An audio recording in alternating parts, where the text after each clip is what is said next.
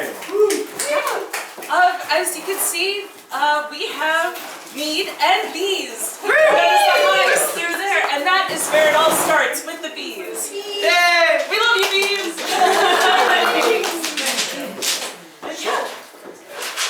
As many of you know, mead is an ancient beverage, and almost every single culture that brewed had a mead of some kind by various different names. Yeah, wherever there was honey, there is documentation that there was mead. There's, I think, 3 of our favorite historical recipes that we like to make. None of them actually come from where Vikings are, funny enough. So, not that we love it. We love a Viking. No one's a Viking here. Right? We love a Viking! We love a Viking! But 3 of our favorite meads that we make historically, I guess I can start with the oldest one, which is from Rome. Yes. Which is a piment. And you'll notice we have a wild piment. A piment is a mead that is made of honey and grapes. So the Merlot piment that we have here, there was actually a vineyard down the road that we worked at, and so we picked the grapes ourselves. You didn't stomp them, I stomped them. We blended it with our honey. And yeah, basically that's how the mead's made. And so that came from Columella's, First century. yeah, 1st century, or it was 2nd, I think it was 2 BC, I don't know. Anyway, so Columella, it was old as hell. But yeah, so Columella is the man who wrote this documentation. Of course, as they've talked about before here, Kate Siddell, is that a lot of this wine making, ale making, alcohol making was a job for housewives. So a lot of the documentation that we find are manuals for how to keep a home. And in it is also like how to smoke fish or other types of things that you would do to keep a home. Yeah. So one of our other historical recipes is the brûlée, or the bochet, as it was in the 14th century French manual, Le Ménagier de Paris, which was a homemaking guide, and in it was this mead recipe. Yeah, the guide is kind of interesting. It comes from strange origins. There was a gentleman whose wife had passed away, and so he was getting a second one, and she was she was kind of young and inexperienced, so he basically wrote this entire book. I do have the book. I actually put it And so in that book, it teaches the new homemaker how to make a home. Yeah, so it just has everything. Oh my God, how to care for a husband. Oh no! Okay, maybe I'll stop. So anyway, mead is made over, it's one of the oldest beverages from, they have urns from ancient Egypt that has, honey, and they talk about mead in Egypt. Mead is mentioned in the Talmud, in the Hebrew writings, and so it's really a multinational, spanning beverage that spans time and places. And even in Latin America, they had a type of mead from a different type of stingless beef that is native to South and Central America. So, yeah, and the third kind of historical mead we like to make is German. They did talk about the Reinheitsgebot, but that actually has hops.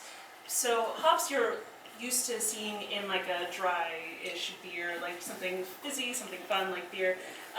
We actually have like a very sweet, hoppy mead that comes to us from, I think it's the 1350s.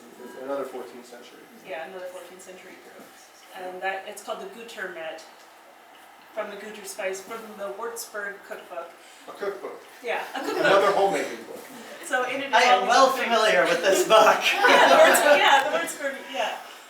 So those are 3 of the historical meads that we like to recreate. There's plenty of other meads, but those have been our 3 standbys that we've made. And yeah, but mead. Now, pretty much all you need is honey and water and yeast. And even then, that's debatable because you can get spontaneous fermentation from ambient yeast all around, as is in our spontaneously fermented piment. yeah, yeast wasn't really, I guess, a discovery until, who was that scientist? Oh, Pasteur, right?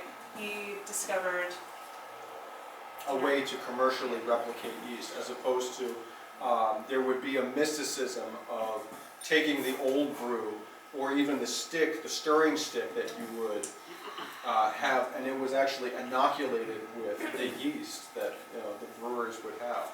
And so that might be going into who's talking about witches Wives, and alewives. alewives, is that you would have a stirring stick, and that was almost like a magical item.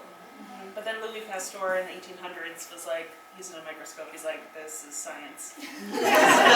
And the French actually had started controlling it without even knowing what it was, which is why I think it's funny that Pasteur is the one, because the first control was in Champagne, Yes. which I thought was, I'm like, that just seemed like such an odd place for it to be. But those French, when it comes to their alcohol, they are very innovative.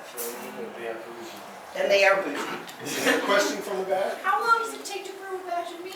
So that's an excellent question, because as you may have seen from some of our different recipes, we have a lot of different alcohol contents. So if you wanted a short hydromel, which is a low ABV, it could take days to weeks.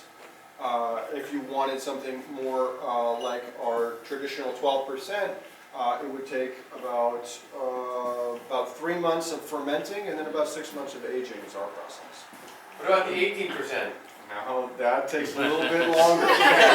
We do have a mead and we bring it all the way up to the maximum tolerance of the champagne yeast, which is about 18%, and that takes quite a long time. And then it takes quite a long time for aging as well, to let it really mellow out. But don't make this frighten you about the process of mead making, because like you've explained and we've reiterated, is that a lot of these processes were in home cookbooks, and it was just something that people did weekly to just supply wine and stuff and mead, ale for the home and for family. So you could literally make this stuff. If you need, I will write down the instructions for you. You could do it, and I want to empower people to be able to make this any kind of thing. If you don't like mead, don't make mead, make wine, anything could be anything. And you can absolutely make your own alcohol. That sounds really weird to say out loud. I feel That's okay. We had a young man who came to our show on his 21st birthday, and by his 22nd birthday, he was making his own hard cider. We're so proud. But if you do make your own and you don't have a very good go of it, well, you can always come over here and we can get you some. Thank you all for coming, and I hope you enjoy the meeting.